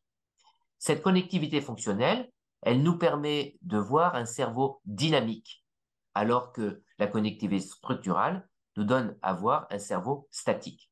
Même si sur ce cerveau statique, il peut y avoir des charges électriques qui ont lieu et des activités dopaminergiques ou aminergiques qui ont lieu. Donc, quand on va examiner le cerveau des patients, ici par exemple, vous voyez comment est-ce qu'on va examiner deux régions, la région A et la région B, qui ne sont pas connectées directement anatomiquement, mais lorsqu'on va faire un électroencéphalogramme de la région A, on va se rendre compte que quand ça s'active en A, ça s'active en B. Quand ça se désactive en B, ça se désactive en A. Et donc, il y a une connectivité fonctionnelle, cette fois-ci sur des réseaux électrophysiologiques, mais cette connectivité fonctionnelle, on peut la mettre en évidence sur la consommation de glucose du cerveau, sur la consommation d'oxygène du cerveau. Donc, pourquoi j'insiste là-dessus? Parce que là, on va travailler sur la question du corps que j'ai. Et ce corps que j'ai, on va se rendre compte qu'il a des règles et que ces règles, eh ben, même si psychologiquement je ne les souhaite pas, il les a quand même. Et donc, j'ai pris une étude intéressante qui étudie la connectivité fonctionnelle dans différentes régions du cerveau qui sont reliées fonctionnellement les unes avec les autres. Et ici, dans cette étude-là, qui n'est pas celle que je vais vous montrer, mais une autre, on montre certaines régions qui sont centrales dans la connectivité fonctionnelle. Vous voyez, en bleu, il y a le mode par défaut, qui est un mode très important. Et puis, vous voyez en rouge foncé, le réseau du cervelet. Donc, on voit que ces régions, elles fonctionnent dans l'ensemble du cerveau. Donc, ça, c'est une étude qui est sortie en 2021 et que je vais vous expliquer. Donc, c'est une étude qui va nous faire réfléchir à la connectivité fonctionnelle chez les gens qui souffrent de bipolarité, en phase euthymique, c'est-à-dire ils sont stables au plan thymique, peu importe leur traitement, et en phase dépressive, pareil, peu importe leur traitement, ce qu'on a, c'est qu'ils sont dépressifs. Et puis, on a des sujets contrôle. Ce qui est intéressant, c'est que différentes régions de ces personnes ont été examinées au plan fonctionnel, c'est-à-dire quelle région communique avec telle autre. Alors ici, à gauche de la table 2, vous voyez des chiffres 1, 2, 3 jusqu'à 7. Donc, il s'agit de régions, donc la région ROI1, c'est Region of Interest, région d'intérêt 1, avec une région d'intérêt 2. Vous vous souvenez des dessins qu'on a vus tout à l'heure? C'est des régions, par exemple, entre les 2 points du réseau jaune, par exemple. Et donc, ici, vous voyez que chez les sujets qui sont bipolaires en phase euthymique, c'est la première colonne qui est là. Est-ce que vous voyez ma souris ou pas? Oui, oui. Voilà. Donc, ici, vous voyez des patients qui sont euthymiques, dont 23 personnes qui sont en phase euthymique et qui sont connectés. Donc, on étudie la connectivité de ces régions. On va les comparer à des régions, à des patients bipolaires, mais eux en phase dépressive. Donc, pas les mêmes. C'est pas le même patient quand il est en phase dépressive ou en phase euthymique, mais c'est des patients différents qui sont en phase euthymique. Et puis, on les compare avec des sujets sains. HC, ça veut dire Healthy Control.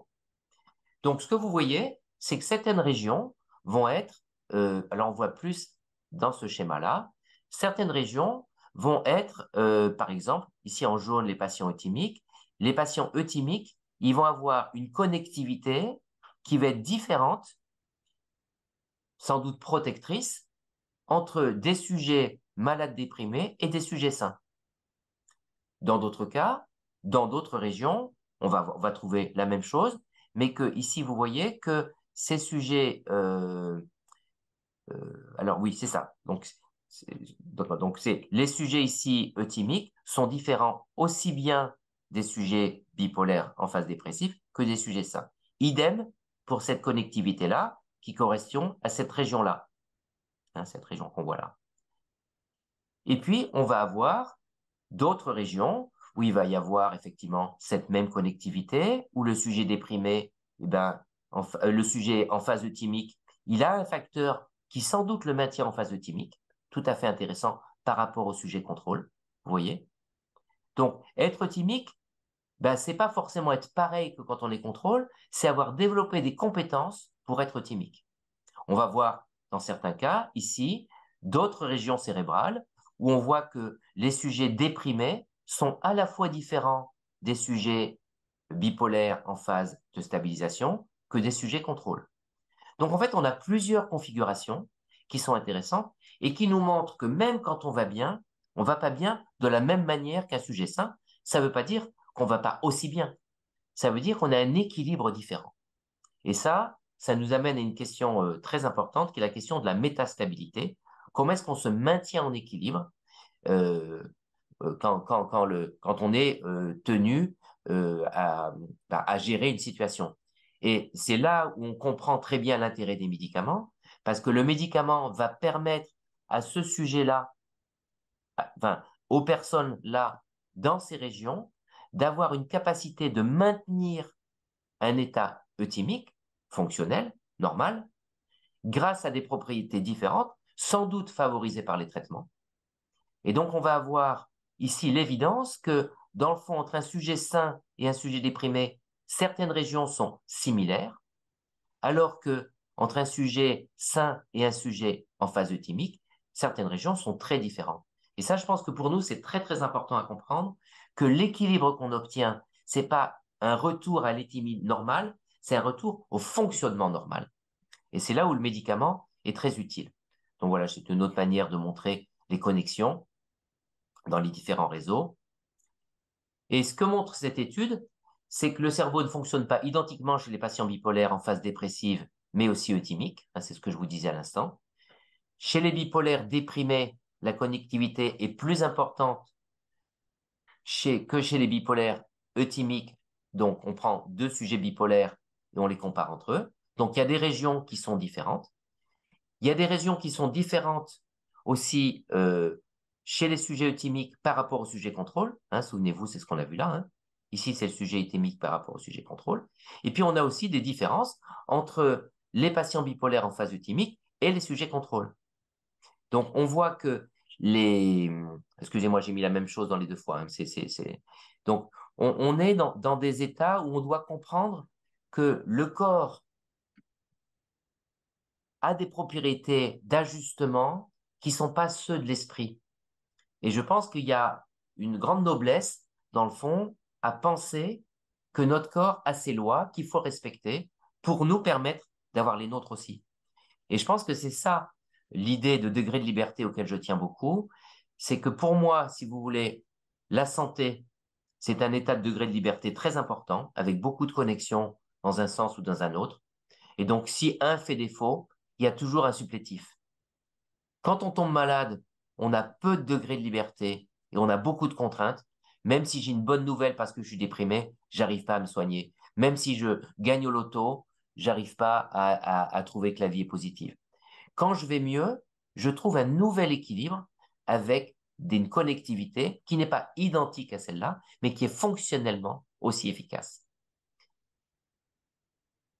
Et donc l'idée, quand on se soigne, c'est de sortir de l'état de maladie pour aller dans un état de métastabilité de plus en plus grand, en sachant qu'on n'arrive jamais complètement à cet état-là, et que le traitement, comme la psychothérapie, permettent d'augmenter la résilience de cette métastabilité, c'est-à-dire de générer des facteurs de protection. Donc on n'est pas dans des logiques thérapeutiques où le médicament est un exterminateur de symptômes, mais c'est un modulateur de liberté.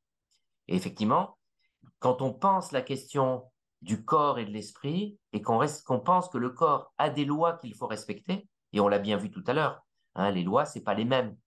Et bien, à partir de ce moment-là, il y a une espèce de modestie qui se met en œuvre et d'admiration pour le travail que le corps peut faire et d'admiration pour nous dans ce qu'on peut faire en compagnonnage, partager le pain avec notre corps. Et ça, je pense que c'est quand même quelque chose de très important et qui nous éloigne de la question est-ce que c'est bien d'arrêter ou est-ce que c'est mal d'arrêter? Vous voyez, cette espèce de dualisme que je trouve trop simpliste. Est-ce qu'il y a des questions à ce moment-là de la discussion? J'ai bientôt fini d'ailleurs. Il y a beaucoup de questions. Moi, je voulais vous en poser une. Est-ce que c'est le traitement médicamenteux qui améliore la colonne jaune là, de la personne bipolaire? Est-ce que c'est le fait d'avoir été traité, que ce soit par des médicaments ou par de la psychothérapie ou les deux? Est-ce que c'est... En fait, les gens sont traités dans les deux groupes, de malades. C'est bien ce qu'il fallait comprendre ou pas? Oui, non, non. Oui, c'est une bonne question. Alors, est-ce que ils ont le bon traitement? En tous les cas, dans le groupe malade et dans le groupe déprimé et dans le groupe stabilisé, tout le monde est sous traitement. Donc, à traitement identique, on a un fonctionnement différent quand même. Donc, le traitement ne fait pas tout. Ce que je voulais, le, oui, est-ce que le traitement est responsable? Est-ce qu'on peut penser que le traitement est responsable de cette amélioration, de cette Quand même, capacité il de... participe. Il Oui, participe. Il y a pas qu'un traitement, sinon tous les patients iraient bien parce qu'ils prendraient leur traitement. Non, non, non. Le traitement, c'est un modulateur supplémentaire de liberté qui permet à la personne, qui permet à son cerveau de trouver de nouveaux équilibres déjà, permet à la personne par exemple, on sait que beaucoup qu'on appelle des symptômes centraux qui n'appartiennent pas à la maladie sont capitaux. Par exemple, le sommeil, l'anxiété, la confiance en soi. Donc, il y a toute une série de signes, ou de symptômes ou de manifestations ou d'états d'esprit qui sont bénéfiques. Donc, c'est pas. En fait, le traitement, c'est un ensemble. C'est-à-dire, ça peut pas se penser seul. D'ailleurs, on voit bien les peintres, quand ils font du bleu, ils mettent du jaune dedans, ils mettent du rouge. Ils savent ils disent la couleur vibre pas si je la mets pure.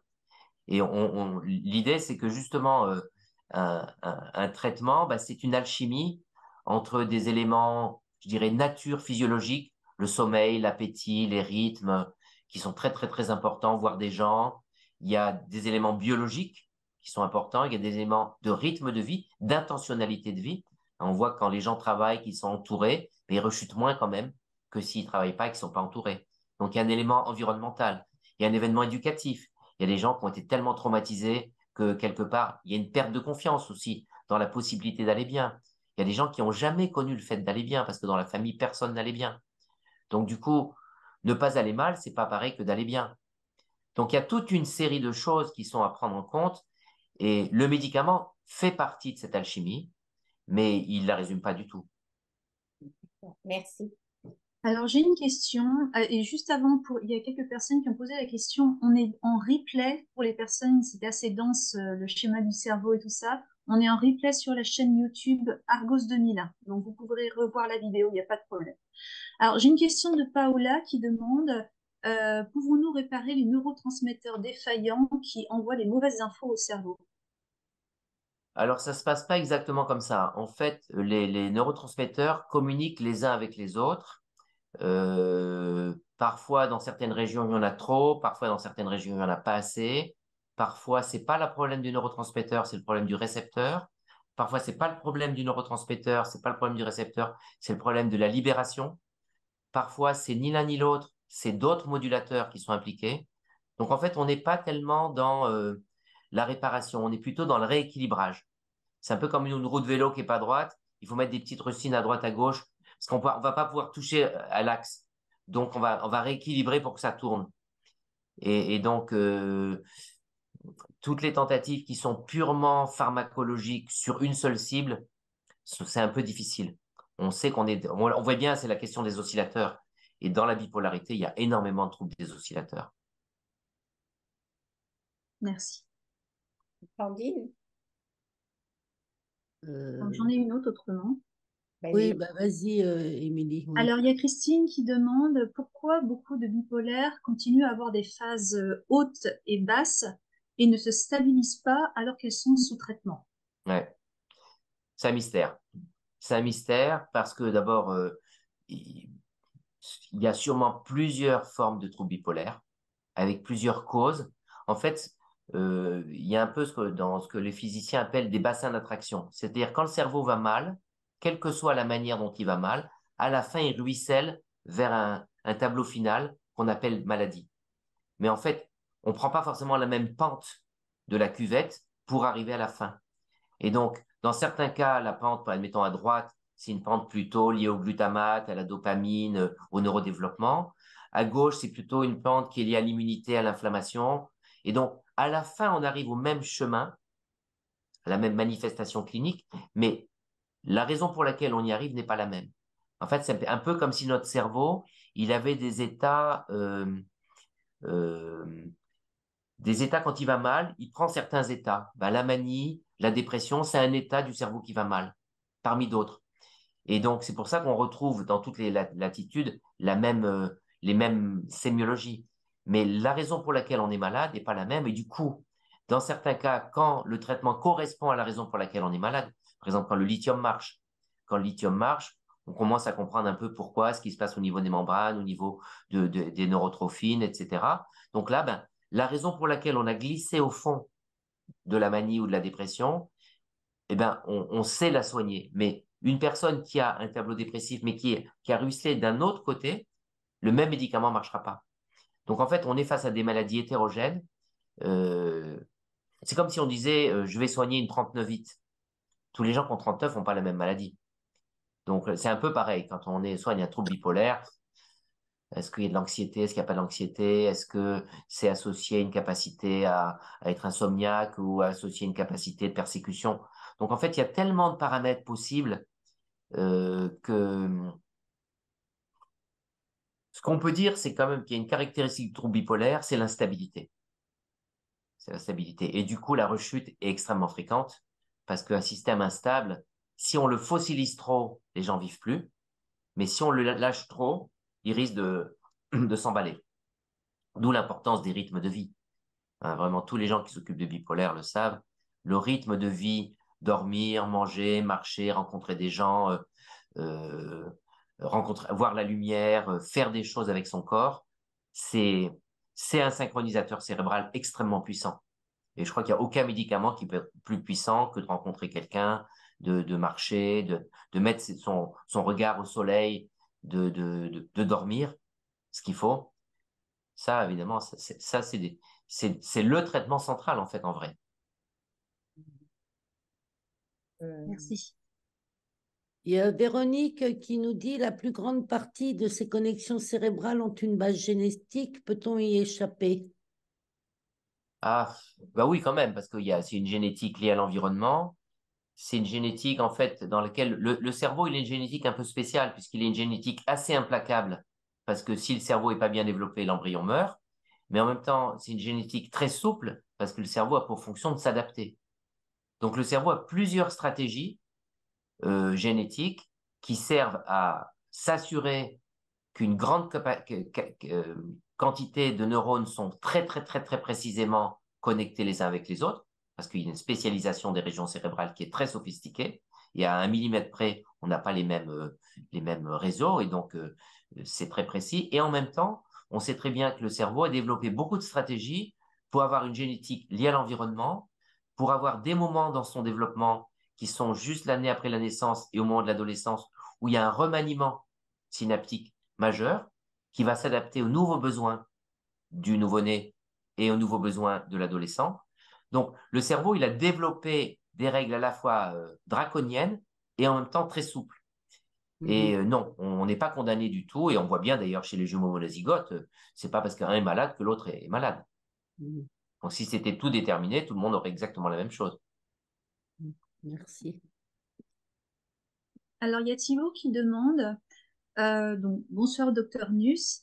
Que pensez-vous du sport dans l'alchimie que vous décrivez? On voit de plus en plus d'articles qui sous-entendent que si vous faites du sport, vous irez beaucoup mieux. Étant personnellement un grand sportif, avant et après la maladie, je peux témoigner que non. Oui, alors c'est compliqué. Disons que globalement, quand on est très bon sportif, on reste sportif, donc il n'y a pas de différence entre pas être sportif. Je pense qu'on est sportif. Donc je pense surtout à la question de l'hygiène de vie chez les personnes. Je pense que c'est pas la question du sport, c'est la question du mouvement. En fait, qu'est-ce que c'est que le mouvement? Le mouvement, c'est d'activer des régions cérébrales de façon coordonnée. C'est-à-dire que dans le fond, quand je fais du sport, j'ai une intention, j'ai une motricité, j'ai une physiologie et j'ai une émotion, puisque ça me fait plaisir. Donc, dans le fond, ce que fait le sport, c'est permet une oscillation, il permet de mettre ensemble des choses qui, quand on reste seul dans sa chambre à broyer du noir, tournent en boucle. Donc, en fait, ce que fait le sport, c'est qu'il oblige le cerveau à activer plusieurs régions en même temps. Donc, il y a des personnes à qui, évidemment, c'est fondamental et quand même beaucoup d'études montrent que l'activité physique est antioxydant, augmente le BDNF, permet la diminution de l'inflammation de bas grade. Donc, il y a beaucoup de qualités. Il y a aussi toute la question de la sociabilité associée au sport la plupart du temps. Pas toujours, hein, mais quand même moins sortir. Et je pense que c'est pas parce qu'on a des contre-exemples que c'est pas vrai pour beaucoup. C'est ça qui est très difficile d'ailleurs. C'est pas parce que c'est pas vrai pour moi que c'est pas vrai pour d'autres.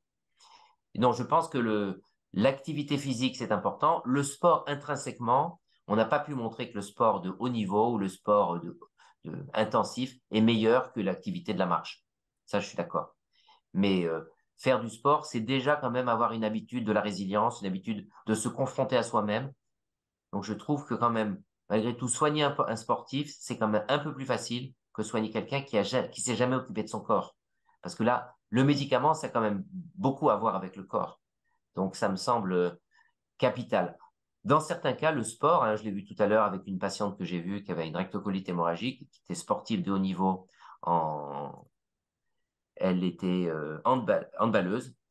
Et elle annulait complètement son corps. C'est-à-dire, elle disait, j'ai pas de maladie, j'ai rien. Pour elle, le corps, c'est une manière d'oublier le corps. Le sport, c'est une manière d'oublier le corps. Donc, je pense pas que c'est le cas de l'auditeur qui nous parle. Mais je veux dire que c'est effectivement le fait de faire du sport en tant que l'activité intense, c'est pas mieux que de marcher. Ça, c'est vrai.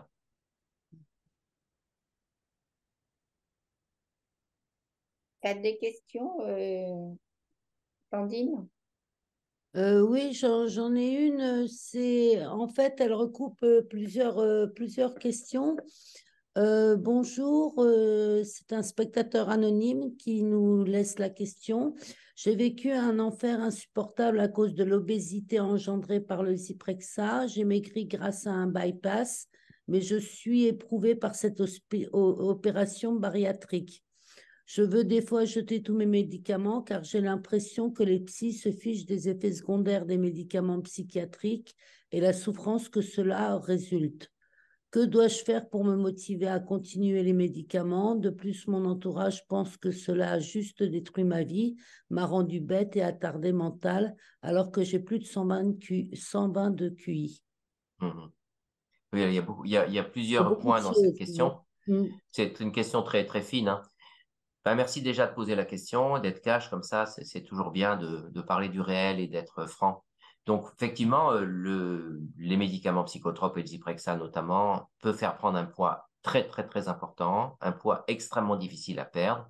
Et on a effectivement une chirurgie bariatrique. Et maintenant, il y a de nouveaux médicaments qui sont des analogues GLP-1 qu'on peut donner pour diminuer la satiété. Parce que ce que font ces médicaments, sans qu'on sache très bien si c'est les médicaments eux-mêmes ou c'est le microbiote qui fait ça, induit par ces médicaments, diminue la satiété. Donc, on peut manger à l'infini et on sort de table, on a encore faim. Donc, effectivement, du coup, le corps, eh ben, quelque part, c'est plus notre corps, c'est une espèce de gros corps dont on dit que c'est le nôtre, mais auquel on n'adhère pas parce que c'est pas celui avec lequel on a grandi. Et dans ce cas-là, effectivement, la chirurgie bariatrique ne restaure pas forcément le corps imaginaire qu'on aimerait avoir, enfin, qu'on pense avoir, parce qu'il faut se le réapproprier. Et ça, moi qui m'occupe beaucoup de chirurgie bariatrique, c'est pas parce qu'on a maigri, qu'on a obtenu le poids qu'on voulait, même si c'est pas le cas, qu'on s'est réapproprié son corps. Hein, je pense que on est dans une logique, comme je vous disais tout à l'heure, post-traumatique, où tout d'un coup le corps nous a plus ressemblé, et nous on peut plus ressembler à ce corps qui nous a plus ressemblé, même s'il a maigri. On peut plus refaire le chemin. Donc il y a un travail psychologique effectivement qu'on peut faire en EMDR, ou qu'on peut faire sur la réappropriation de son propre corps et comment est-ce qu'on peut y croire. L'autre point, c'est le point de la famille.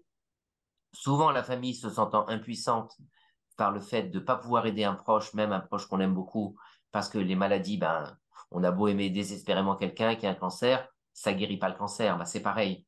C'est pareil pour un trouble bipolaire. Sauf qu'un trouble bipolaire, ça utilise comme manière de dire qu'on va mal, ben, des éléments qu'on d'habitude on peut aider par la parole, la réassurance, le soutien, la consolation. Et là, effectivement, les proches sont souvent désemparés de ne pas pouvoir aider.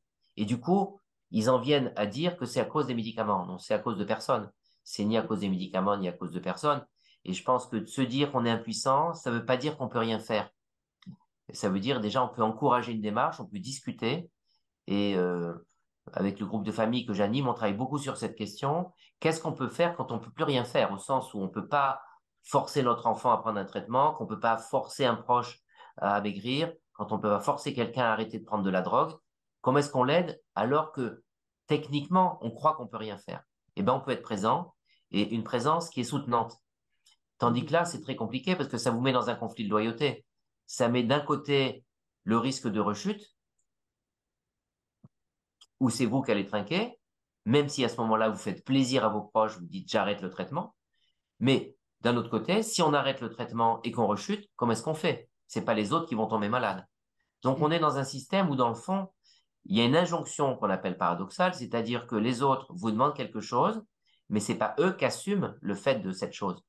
Et je pense que c'est pas par malveillance, c'est simplement par le fait qu'ils se sentent impuissants et qu'ils font un ennemi commun quand on se sent impuissant. Et l'ennemi, c'est le médicament.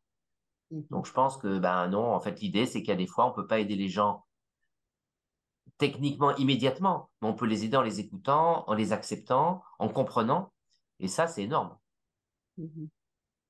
Merci. Merci Alors, beaucoup. moi, j'avais une question, si c'est possible, qui a été posée avant, donc à l'adresse question@argos2001.fr. C'est Charlotte, une maman qui s'interroge à propos de son fils de 22 ans qui a été diagnostiqué à 17 ans en suspicion de trouble bipolaire.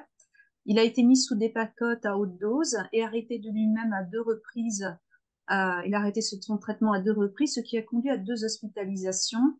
Et ensuite, d'un commun accord avec le personnel soignant, son fils a été mis sous Abilify en injection, donc à assez haute dose aussi. Et depuis 2 ans, il n'a plus de symptômes au niveau des troubles bipolaires. Par contre, une forte prise de poids qui a des conséquences sur les analyses sanguines.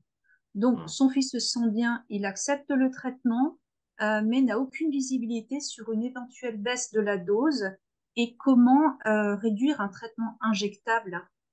Et ça rejoint une autre question que je vous pose en même temps, qui est, est-ce que un traitement injectable comme décrit auparavant responsabilise ou ne risque-t-elle pas de faire perdurer un déni du patient?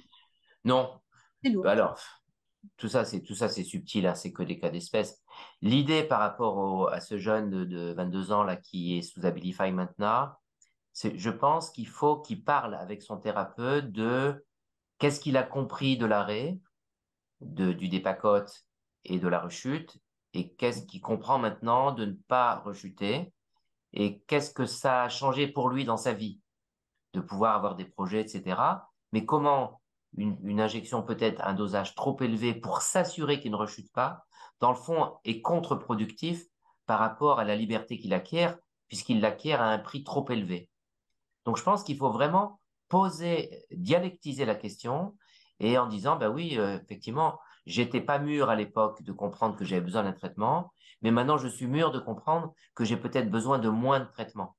Voilà, donc un peu, c'est montrer que personne ne doit être rigide là-dessus, pas plus le thérapeute que le patient. Mais ça n'est possible que s'il y a du dialogue. Ça, c'est capital, hein. J'ai oublié la deuxième point de la question. C'était, C'était oui, ne pas le prendre trop de fait traitement d'avoir... entraîne du déni, c'est ça. Voilà, c'est ça. Je pense que tout dépend comment c'est prescrit. Moi, je prescris des formes d'action prolongée chez des gens pour qui il y a une mûre réflexion de c'est quoi l'avantage par rapport au fait de prendre un cachet tous les jours. C'est pas un cache-misère du tout. Au contraire, ça devrait être une question très très sophistiquée en bout du compte. Comment je me départis du contrôle quotidien de ma maladie au profit d'une liberté quotidienne. Donc, ce que je perds d'un côté, je le gagne de l'autre. Mais c'est cet échange dialectique de liberté, parce que c'est sûr que prendre un traitement, ça veut dire que je peux l'arrêter le jour où je veux, que je peux le moduler, donc il y a une liberté, mais en même temps, il y a une contrainte. Et que peut-être que au total, souvent, les formes d'action prolongée font que au total, on a moins de médicaments parce que c'est mieux réparti. Donc, il y a quand même un gain. Il y a un gain par rapport à la liberté d'esprit, de ne pas penser au prendre nos médicaments, pas chuter du tout. Donc, en fait, c'est vraiment tout le temps dans tout ce qu'on a vu depuis le début, comment c'est la psychothérapie qui est importante. C'est comment est-ce qu'on pose la question, et plutôt que poser la question, est-ce qu'il c'est bien d'arrêter ou est-ce que c'est mal d'arrêter, c'est quoi mon envie, c'est quoi mon enjeu, c'est quoi ce que je comprends. Et voilà, donc c'est vraiment, moi je trouve que les patients sont des gens qui sont extrêmement raffinés dans leur fonctionnement parce qu'ils sont obligés. C'est peut-être qu'ils le sont naturellement, mais en tout cas ils le sont obligés par la maladie. Quand dès le réveil on doit être obligé de donner du sens à son existence et faire des choses, on n'a pas la facilité que j'ai moi le matin de me précipiter puis pas trop réfléchir, je le fais spontanément.